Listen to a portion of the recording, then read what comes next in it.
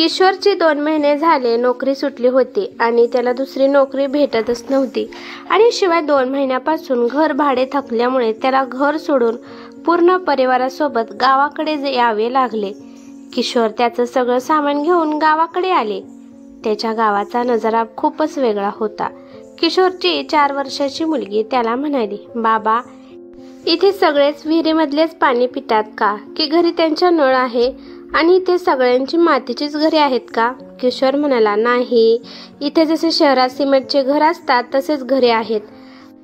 बाबा, नेहमी आपल्याला कंदील लावावा लागेल का? नाही बाळा, लाईट ये जा करत असते, त्यामुळे तिथे लाईट आहे। हे बघ परी, आता जास्त प्रश्न विचारू नकोस, घरी गेल्यावर काय विचारायचं आहे ते विचार। किशोर आणि त्याची बायको वैशाली आणि त्याची मुलगी परी यांना तो खूप वर्षानंतर गावाकडे घेऊन आला होता। वैशाली पण शेजारच्या गावातच राहणारी मुलगी होती। किशोरच्या आईचं 2 वर्षापूर्वीच निधन झालं होतं। किशोर काही वर्षापूर्वीच गाव सोडून शहराकडे गेला होता। किशोरने त्याच्या गावात पाहिलं की अजून पण माणसे घोळका करून बोलत बसलेले असतात। जसा जसा तो गावामध्ये जाऊ लागला तसं त्याला खूप टेन्शन येऊ लागलं। त्याचं गाव अजून जुन्या रूढी परंपरेने बनलेलं होतं। अजून पण त्या गावात पंचायत बसून निर्णय घेतले जात होते। अचानक समोरून एक माणूस आला आणि त्याने किशोरला ओळखलं आणि म्हणाला की, हाय दादा, कसं काय येणं केलं? सगळं ठीकठाक आहे ना? किशोर म्हणाला की, हा, मी ठीक आहे, तुम्ही कसं आहात? आम्ही पण ठीक आहोत। गावाकडे आता येण्याचं मन झालं म्हणून पूर्ण परिवाराला घेऊन आलो आहे। आता काही वर्ष इथेच गावात राहावं असं वाटत आहे। तो माणूस म्हणाला की, ठीक आहे, चांगलं झालं, असं म्हणून तो निघून गेला। परी गावातलं वातावरण पाहण्यात दंग झाली। नवीन एखादं वेगळं काय दिसलं तर ती म्हणत होती, मम्मी, हे काय आहे, ते काय आहे? एकदाचे ते सगळे घरापुढे येऊन थांबले। किशोरने त्याच्या खिशातून त्याच्या घराची चावी काढली। घरात आल्यावर थोड्या वेळ किशोर त्याच्या मुलीलाच पाहत बसला। वैशाली त्याला म्हणाली की, काय झालं आहे? त्यानंतर तो त्याच्या विचारातून बाहेर आला। पूर्ण घरामध्ये दुर्गंधी पसरली होती। किशोर वर्षातून एकदाच गावाकडे येत होता, तेव्हा कामापुरतेच तो साफसफाई करून शहराकडे जात होता। एक दिवस पूर्ण घर सफाई करण्यातच त्या दोघांचा गेला। त्यानंतर सगळ्या वस्तू जागेवर लावून ते सगळे संध्याकाळचं जेवण करू लागले। अजून एकदा किशोर त्याच्या विचारात गुंग झाला। अजून एकदा वैशालीने त्याला विचारलं की, काय झालं आहे? किशोर जरा दचकत म्हणाला की, काही नाही झालं। त्यानंतर परी त्यांना म्हणाली की, आई बाबा, आता माझे इथे नवीन दोस्त बनतील का? किशोर रागात म्हणाला की, काही गरज नाही कोणासोबत दोस्ती करायची, दिवसभर घरात खेळायचं, कुठे सुद्धा जायचं नाही। वैशाली म्हणाली, असं कसं बोलत आहात? जर बाहेर कोण दिसलं तर ती बोलणारच ना? तुम्हाला एकदा सांगितलेलं कळत नाही का? कोणासोबत बोलायचं नाही, कारण परी बाळा, तू अजून या गावात नवीन आहेस आणि असं पण आपण खूप दिवस इथे राहायचं नाही, इथून आपल्याला दुसरीकडे जायचं आहे। वैशाली काहीतरी बोलणारच होती, परंतु किशोरमुळे ती पुढे बोलू शकली नाही, कारण किशोर तिला रागात म्हणाला की, आता बोलतच बसणार आहे का, की मी शांतपणाने जेवण करू? असं पण किशोर त्याच्या फॅमिलीवर खूप प्रेम करत होता, खूप मनसोक्त असा माणूस होता, परंतु या गावाचं नाव जरी काढलं तरी किशोरचं मन विचलित होत होतं। किशोरच्या शेजारच्या घरात त्याचा जिवलग मित्र प्रशांत राहत होता। त्या दोघांचे पण भिंत खूप जवळ होती। शिवाय त्यांनी वरती छतावरती सुद्धा दोघांच्या मध्ये भिंत आखली नव्हती। एक काळ असा होता की त्या दोघांची दोस्ती खूप चांगली होती, परंतु आता जास्त करून किशोर त्याला बोलत नव्हता। दुसऱ्या दिवशी सकाळच्या वेळी परी तिचे खेळणे घेऊन छतावरती गेली। तिने जेव्हा दुसऱ्या छताकडे पाहिलं तेव्हा ती तिकडे बघतच राहिले, कारण समोरच्या छतावर एक मुलगी होती। परी तिच्या डोळ्यांची उघडझाप करून तिला पाहू लागले, परत तिच्या डोळ्यांना चोळून पाहू लागले, तरी पण तिला विश्वास बसत नव्हता। परी त्या मुलीपाशी गेली आणि म्हणाली की, तू कोण आहेस? आणि 1 मिनिट तू इथेच उभा राहा, मी लगेच आले, असं म्हणून परी खाली गेली। परी खाली आली आणि म्हणाली की, मम्मी, चल, तुला एक दाखवायचं आहे। काय आहे ग परी? मला काम आहे। तुला तुझ्या पप्पांनी सांगितलं आहे ना की कुठे जायचं नाही। आता जर तुझे पप्पा उठले तर ते तुझ्यावर ओरडतील। अगं मम्मी, फक्त एकदाच चल आणि बघ, हे बघ परी, मला काम आहे म्हणून तिची मम्मी काम करू लागली. मम्मी तिचं काही ऐकत नाही म्हणून ती रुसून वरती छताकडे गेली. परी छतावरती गेली, पण तिथे तिला ती मुलगी दिसली नाही. ती निघून गेली होती. परी तिचे खेळणे घेऊन खाली आली आणि आरशामध्ये ती तिचा चेहरा पाहू लागली. तिची मम्मी तिथे आली आणि म्हणाली की सकाळपासून हे काय नाटक लावलं आहेस? सारखं आरशामध्ये काय पाहत आहेस? अगं मम्मी, तुला माहित नाही? शेजारच्या छतावर एक मुलगी होती. ती सेम माझ्यासारखी दिसत होती. परी, माझ्यासारखी सेम म्हणजे काय? तू काही पण बोलत बसते हा? त्या दोघींच्या आवाजाने किशोर उठला आणि म्हणाला, काय होत आहे? का आवाज करत आहात? परी किशोरपाशी गेली आणि म्हणाली, बाबा, मी आपल्या शेजारच्या छतावर एक मुलगी पाहिली. ती सेम माझ्यासारखीच दिसत होती. परीचं बोलणं ऐकून किशोर लगेचच उठून बसला आणि म्हणाला, परी, वेळ लागला आहेस का? या जगात एकसारखे चेहरे असणारे माणसे नसतात. आणि तुला सांगितलं होतं ना कुठे जायचं नाही. तू वरती कशामुळे गेली होती? वैशाली म्हणाली की मग हिने घरातच कोंडून राहायचं आहे का? लहान मुलगी आहे, गेलती खेळायला, त्यात काय एवढं? आणि हो, 2 दिवस झालं आपण इथे आलो आहे, तेव्हापासून तुमचा स्वभाव फारच बदलला आहे. तुम्ही असा पहिला नव्हता. किशोर म्हणाला की हे बघ वैशाली, तसं काही नाही. तो बोलतच होता तेव्हा दरवाजावर टकटक झाली. किशोरने जाऊन दरवाजा उघडला. समोर त्याचा मित्र प्रशांत आणि त्याच्या मुलीला पाहून तो थक्क झाला. असं नव्हतं की किशोरने या दोघांना पहिल्यांदा पाहिलं आहे. ह्या आधी पण त्याने त्या दोघांना पाहिलं होतं. प्रशांत म्हणाला, अरे किशोर, शहराकडून कधी आला? सांगितलं पण नाही. काल गावाला गेलो होतो. आज रात्री आल्यावर माणसे बोलत होते तेव्हा मला समजलं की तू आला आहेस. किशोर म्हणाला की मी कालच आलो आहे. प्रशांत म्हणाला की अचानक कसं काय आला आहात? प्रशांतला पाहून किशोरला तर घामच फुटला होता. आणि हो, ही माझी मुलगी स्वरा आहे. ही मला म्हणत होती की तुमच्या छतावरती तिने एक मुलगी पाहिली आणि सेम तिच्यासारखीच दिसत होती म्हणून मी पाहण्यासाठी आलो आहे. प्रशांतचं बोलणं ऐकून वैशाली आणि परी पण तिथे आल्या. परी म्हणाली, बघ मम्मी, तुला सांगितलं होतं ना की सेम माझ्यासारखी दिसत आहे. गावातल्या काही 2-3 बाया पण बाहेर उभा होत्या. त्या दोघी मुलींना पाहून त्या पण हैराण झाल्या. वैशाली पण आश्चर्याने त्या दोघींकडे पाहत होती. सेमच दोघी दिसत होत्या. वैशालीच्या डोळ्यांवर विश्वासच बसत नव्हता. आणि इकडे किशोर त्याचं तोंड लपवत होता. त्या बाया कुजबूज करू लागल्या, अरे, या दोघी तर सेम दिसत आहेत, जणू दोघी पण जुडवा बहिणी आहेत. त्या सगळ्यांना असं वाटत होतं की काही पिक्चर्स मधलाच इथे सीन चालू आहे. वैशालीने पाहिलं की परी आणि स्वराच्या वयामध्ये फक्त 1 वर्षाचा फरक आहे. तरी पण दोघींचे चेहरे एकसारखे दिसत होते. तेच नाक, तेच डोळे, तोच रंग, तेच केस.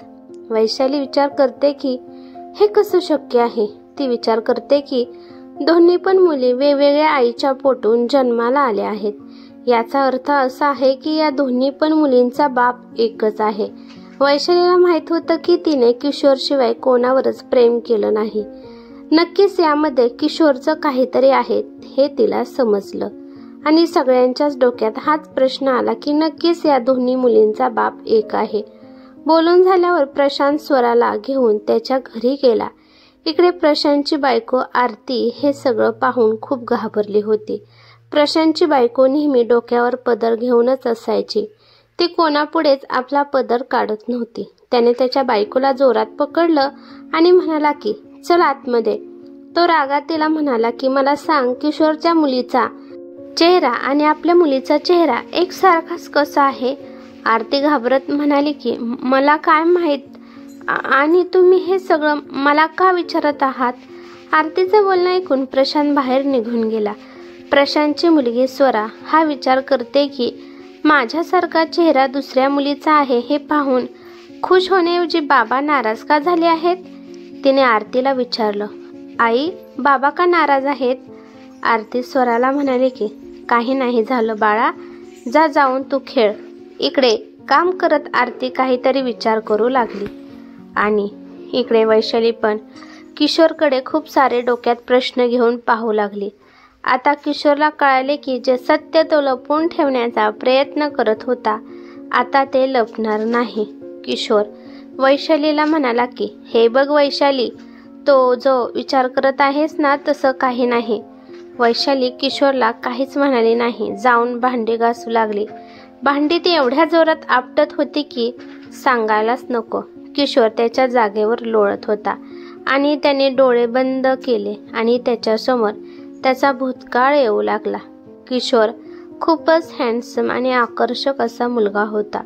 तो दिवसभर शेतामध्ये आणि मित्रांमध्ये हिंडणे फिरण्यातच घालवत होता. प्रशांत किशोरचा लहानपणीचा मित्र होता. दोघे शेजारीच राहत होते, त्यामुळे दोघे पण एकमेकांच्या घरी येत जात होते. प्रशांतचं लग्न लवकर झाले. प्रशांतच्या लग्नातच किशोरने आरतीला पहिल्यांदा पाहिलं होतं.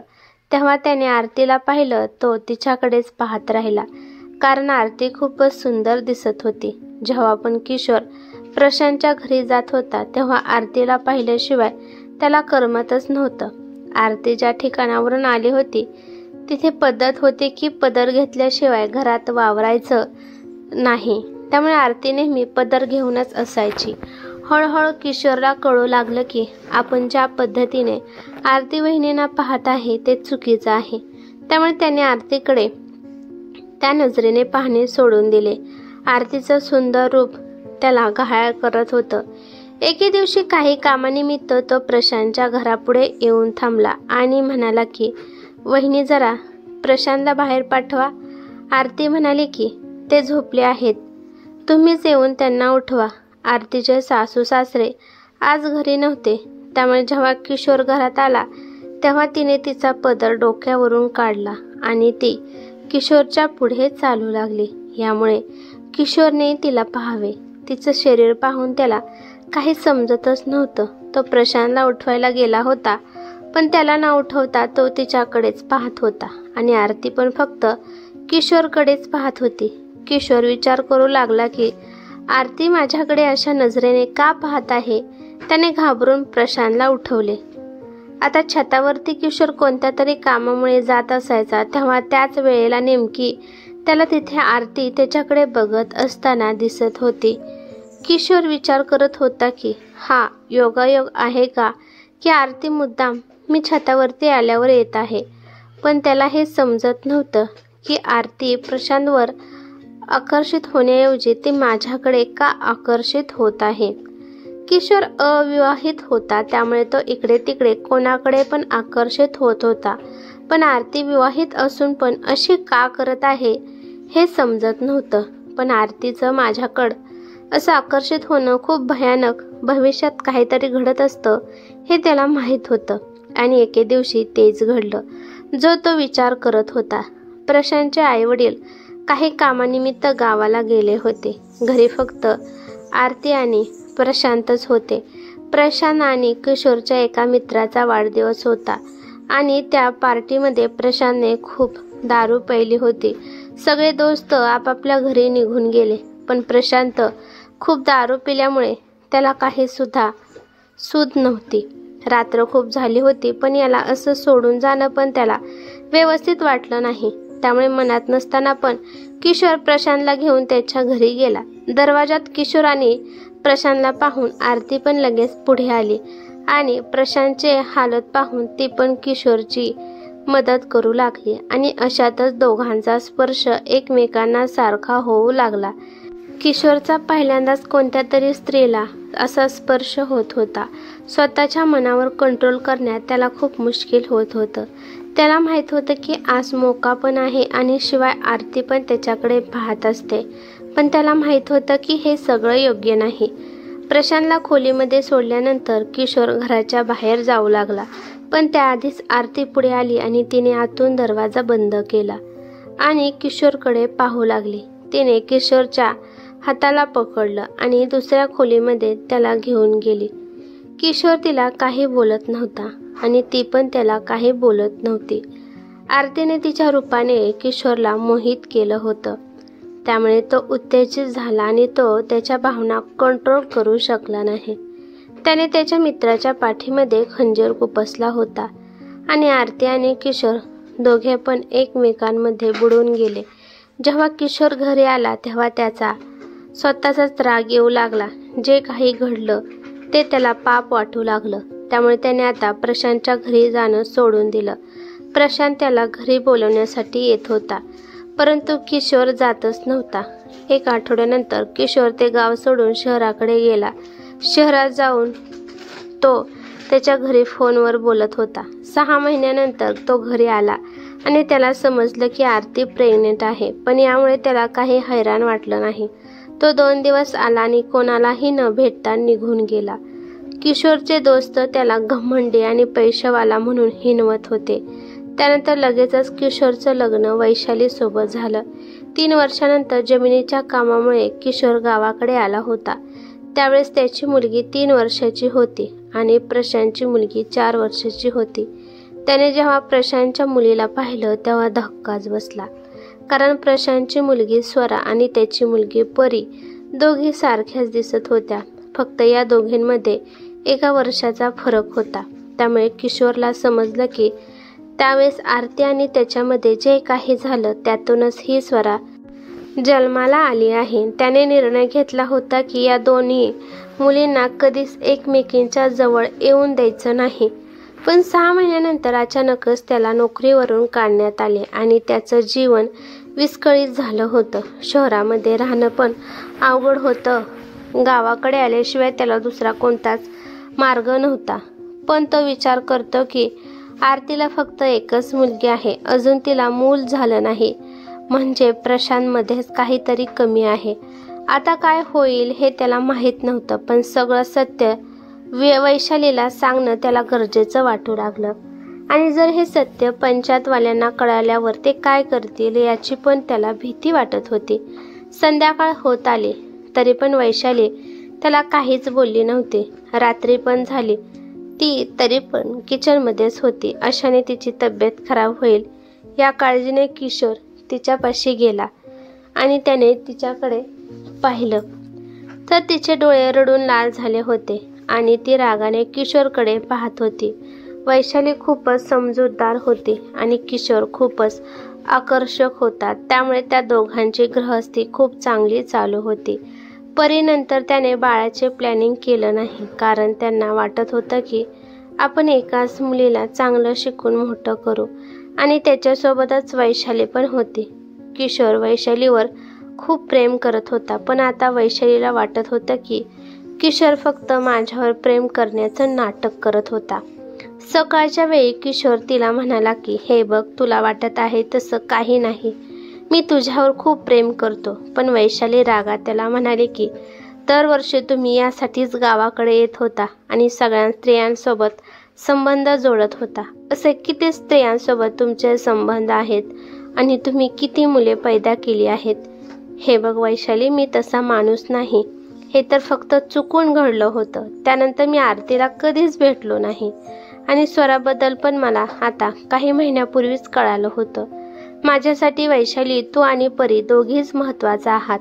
दुसरं कोणीच माझ्यासाठी महत्त्वाचं नाही. वैशाली म्हणाली की तुम्ही म्हणूनच आमचा फायदा घेत होता. मी उद्याच माझ्या भावाकडे जाणार आहे.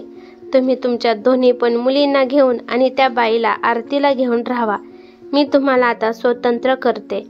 हे दिवस बघण्याऐवजी मी परीला जन्म देतानाच मरून जायला पाहिजे होतं. वैशालीचं बोलणं ऐकून किशोर रडू लागला आणि म्हणू लागला की प्लीज वैशाली, असं बोलू नकोस. माझ्यासाठी तू खूप महत्त्वाची आहेस आणि तू कुठे सुद्धा जायचं नाही. त्याने वैशालीचे दोन्ही पण हात हातात घेतले आणि म्हणाला की मी फक्त तुझ्यावर प्रेम केलं आहे. मी तुझ्याशिवाय दुसरं कोणावरही प्रेम केलं नाही. मी कधीच आरतीवर प्रेम केलं नाही. हे बघ, आपण आता लवकरच शहराकडे जाऊ आणि नंतर गावाकडे तोंड पण करून पाहायचं नाही. माझ्याकडून खूप मोठी चुकी झाली. आणि त्याने त्या रात्री जे काही घडलं ते सगळं वैशालीला सांगितलं. तोपर्यंत दारावर टकटक झाली. वैशाली आणि किशोर दोघे पण रडत होते. रडत असल्यामुळे दोघांना काय बोलावं हे पण सुचत नव्हतं. काही वेळाने अजून एकदा दरवाजावर कोणीतरी थाप मारली. कोण आले आहे हे पाहण्यासाठी किशोरने त्याचे डोळे पुसले आणि तो बाहेर आला. सकाळचे 10 वाजले होते. त्याने पाहिले तर काही गावातील बुजुर्ग आणि पुढारी लोक त्याच्या दारावर आले होते. त्याला समजलं की आता इथे पंचायत बसणार आहे. यामुळे जास्त शिंतोडे प्रशांतवरच उडणार आहेत. सगळ्यांना जिथे जागा मिळेल तिथे तिथे बसू लागले. मेन माणूस म्हणाला की कालपासून या गावात किशोर तुझ्याबद्दल बोलले जात आहे की किशोर तुझी मुलगी आणि प्रशांत तुझी मुलगी सेमच दिसत आहे आणि हे कसं शक्य असणार आहे. त्यानंतर ते प्रशांतला म्हणाले, प्रशांत तुझ्या मित्रामध्ये आणि बायकोमध्ये काय सुरू आहे. प्रशांत म्हणाला की साहेब हे बघा, यामध्ये विचार करण्याची काहीच गरज नाही. फक्त मुलींचे चेहरे मिळत आहेत, बाकी काही नाही. प्रशांतचं बोलणं ऐकून किशोर एकदम आश्चर्यचकित झाला. तो विचार करतो की हे सगळं प्रशांत मुद्दाम म्हणत आहे का, किंवा त्याला माहीत असून तो विषय टाळण्याचा प्रयत्न करत आहे. अजून प्रशांत म्हणाला की हे बघा, एका चेहऱ्याचे या जगामध्ये 7 जण असू शकतात. तुम्ही अजून अडाणी आहात, त्यामुळे तुम्हाला काही कळणार नाही. हे बघा, विनाकारण पंचायत मांडू नका. तुम्ही आपापल्या घरी जावा, आमचा वेळ वाया घालू नका. किशोर शांतपणाने उभा राहिला होता आणि वैशाली दारातून उभा राहून हे सगळं पाहत होती. एक म्हातारी बाई म्हणाली, आम्ही काय आंधळे नाही. तुझ्या बायकोचं या किशोर सोबत लफडं आहे. हे बघा आजी, तुम्ही आमच्या परिवाराच्या भांडणात पडू नका. मी तुमच्या पुढे हात जोडतो. तू हे कसा बोलू शकतो. हा पूर्ण मामला गावाचाच आहे, फक्त तुझ्या परिवाराचा नाही. त्यानंतर त्या आजीने एका बाईला सांगितलं की जा आणि हिच्या बायकोला ओढत घेऊन बाहेर ये. एका बाईने जाऊन आरतीला पण आणले आणि ती पण प्रशांतच्या शेजारी जाऊन उभा राहिली. आरती सोबत तिची मुलगी स्वरा पण आली होती. पाठीमागून एक आवाज आला, तर मग सांग, ही मुलगी किशोर आणि तुझी आहे ना. असल्या बाईला या गावातून हाकलून द्या. नवऱ्याच्या पाठीमागे असले चाळे करत फिरत असते. आता एक एक करून खूप वाईट आरतीबद्दल बोलू लागले. किशोर आणि प्रशांत मान खाली घालून सगळं काही ऐकत होते. मोठा पुढारी म्हणाला की तर मग आरती, मला सांग की अजून पण तुझे चक्कर कोणाकोणासोबत चालू आहे. आरतीने स्वराच्या डोक्यावर हात ठेवला आणि म्हणाली की खरंच मी सांगत आहे की आता माझं कोणाबरोबर पण चक्कर सुरू नाही. एक म्हातारी बाई उठली आणि तिने एक पाठीत तिच्या बुक्की मारली आणि म्हणाली की कशी खोटं बोलत आहे. तिचं पाहून अजून 2-3 जणीने आरतीला खूप मारले. या हातापायामध्ये आरतीने तिच्या मुलीचा स्वराचा हात घट्ट पकडला होता. हिला हाकलून द्या या गावातून. हे आपल्या संस्कृतीच्या बाहेर आहे. हिच्याकडे बघून या गावातील बाकी स्त्रिया आणि मुली काय शिकणार आहेत. आरती आता रागाला गेली आणि पुढाऱ्यांना म्हणाली, मला एवढं ज्ञान शिकवत आहात, याबाबत तुम्ही यांना का काही बोलत नाही. पुरुष मंडळी म्हणले की आता हे काय वेड्यासारखं बोलायला लागली आहेस. आरती म्हणाली की लग्न झाल्यावर मला प्रशांतकडून माझं सुख भेटलं नाही, त्यामुळे मी माझ्या मनात आलं ते मी केलं. आरतीचं बोलणं ऐकून प्रशांत येथून उठून निघून जाऊ लागला. त्याला आता त्याचीच लाज वाटत होती. माणसे म्हणू लागली की किती बेशर्म बाई आहे. तू कुठेतरी या तुझ्या मुलीला घेऊन मर जा. खबरदार जर कोणी माझ्या मुलीबद्दल बोलेल तर, नाही तर मी कोणाचं पण बोलण्यासारखं तोंड ठेवणार नाही. एक बाई उठली आणि रागाने ती आरतीचे केस ओढू लागली आणि तिला मारू पण लागली. तिथे उपस्थित असणारे कोणी पण आरतीकडून बोलत नव्हते. किशोर पण शांतपणाने हे सगळं पाहत होता. या आवाजाने आतमधून परी पण बाहेर आली. वैशालीला हे सगळं सहन झालं नाही. ती आरतीपाशी येऊन उभा राहिली आणि त्या बायांना पाठीमागे सारू लागली आणि ती म्हणाली की यामध्ये आरती काय चुकीचं बोलत आहे. यामध्ये चूक या बिचाऱ्या स्वराची नाही. तिला विनाकारण तुम्ही का अपशब्द वापरत आहात. एक माणूस म्हणाला की तू मध्ये बोलू नकोस, हा आमच्या गावाचा प्रश्न आहे. वैशाली म्हणाली की यापेक्षा पण हा माझ्या फॅमिलीचा प्रश्न आहे. एक बाई म्हणाली, आम्ही या बाईला या घरात आता आणि या गावात घुसूनच देणार नाही. वैशाली म्हणाली की असं कसं होऊ शकतं. प्रशांत तिचा नवरा आहे आणि ती या गावाला सोडून कशी जाऊ शकते. आरतीने वैशाली पुढे हात जोडले आणि म्हणाले की काही पण करून माझी मुलगी यांच्या हाती लागून देऊ नका, नाहीतर तिचं आयुष्य खराब होईल. मी माझ्या आईच्या गावाकडे निघून जाते. आता इथे माझं कोणीच नाही. मी स्वराला सोबत घेऊन जाऊ शकत नाही. कारण तिचे खूप हाल होत असतात. त्यानंतर ती किशोरकडे आली आणि म्हणाली, हे बघ किशोर, तू या मुलीचा बाप आहेस, त्यामुळे या मुलीला तुझ्यापाशी ठेव. हिला आता दुसरा कोणताच आसरा नाही. प्रशांतला वाटत होतं की देवाच्या कृपेने मला बाळ झालं आहे, पण त्याला जेव्हा सत्य समजलं आहे तेव्हापासून तो या मुलीवर प्रेम करणार नाही. किशोर म्हणाला की पण त्याआधीच वैशाली म्हणाली की ठीक आहे, स्वरा पण परीसोबत वाढणार. ही मुलगी माझी नसली म्हणून काय झालं, ही मुलगी माझ्या नवऱ्याची आहे. मी हिला माझ्या मुलीप्रमाणे सांभाळेल. माणसे डोक्यावर मारून घेऊ लागले आणि म्हणाले की घोर कलियुग आला आहे. किती बेशरम बाई आहे, नवऱ्याच्या नाजायज लेकराला जवळ ठेवत आहे. आता सगळं काही व्यवस्थित झालं म्हणून आरती जाऊ लागली, पण स्वरा पळत जाऊन आईच्या मिठीत पडली. स्वरा तिला म्हणाली की आई कुठे चालली आहेस मला सोडून, आणि ती रडू लागली. आरती स्वराचे डोळे पुसत म्हणाली की हे बघ, आजपासून हेच तुझं घर आहे. वैशाली तुझी आई आणि किशोर तुझा बाबा आहे आणि परी तुझी बहीण आहे. मी तुझी आता कोणीच नाही. आरतीने एका बॅगेमध्ये स्वराचं सगळं सामान भरून दिलं आणि एकदा स्वराला मिठीत घेऊन तेथून निघून गेली. हे सगळं दृश्य पाहून वैशालीच्या डोळ्यात पाणी आले. शेवटी आरतीला जाणं भागच पडलं. तिचा नवरा प्रशांत पण कायमचा ते गाव सोडून निघून गेला. स्वरा पण एका कोपऱ्यात बसून रडत होती. वैशालीला समजत नव्हतं की हे सगळं काय घडलं आहे. परी किशोरपाशी जाऊन बसली होती. वैशालीने स्वराला तिच्या जवळ बोलवलं, पण ती आली नाही. बघता बघता संध्याकाळ होऊ लागली. सगळीकडे उजाड झाले होते. पूर्ण दिवस याच तमाशामध्ये गेला होता. ती जवळ आली नाही म्हणून वैशालीच उठून तिच्यापाशी गेली. वैशाली तिच्या डोक्यावरून हात फिरवत म्हणाली की तुला भूक लागली असेल ना. स्वरा म्हणाली नाही, मला भूक नाही लागली, मला जेवण नाही करायचं. वैशाली म्हणाली की जेवण नाही केलं तर तू आजारी पडशील. त्यानंतर वैशालीने परीला जवळ बोलावला आणि म्हणाली, तुझ्या टीचरने तुला काय सांगितलं होतं की जेवण नाही केल्यावर काय होतं. परी म्हणाली की टीचरने सांगितलं आहे की जेवण नाही केल्यावर पोटात दुखत असते आणि आपल्याला चक्कर पण येते. स्वरा म्हणाली की पण माझ्या आईने तर मला दुसरंच सांगितलं होतं. वैशाली म्हणाली की काय सांगितलं होतं. आई म्हणाली होती की भूक लागल्यावर पोटात उंदरे इकडे तिकडे फिरत असतात आणि लवकर जेवण नाही केल्यावर ते पोटातच मरून जातात आणि त्यामुळे खूप दुर्गंधी येते. परी स्वराला म्हणाली की स्वरा काळजी करू नकोस, मी एका मांजराला घेऊन येते आणि तो मग तुझ्या पोटातील उंदरे खाऊन टाकतील, त्यामुळे तुला वास येणार नाही. परीचं बोलणं ऐकून स्वरा खळखळून हसू लागली. त्या दोघींना हसताना पाहून वैशाली आणि किशोर पण हसू लागले. हे सगळं व्यवस्थित होण्यासाठी वेळ तर लागणारच होता, पण वैशालीने खूप मोठं मन दाखवलं होतं आणि तिने स्वराला आपलं मानलं होतं. ही कथा कशी वाटली ते मला कमेंट करून नक्की सांगा. कथा आवडली तर लाईक शेअर नक्की करा आणि चॅनेलवरती नवीन असाल तर चॅनेलला सबस्क्राईब करा. धन्यवाद.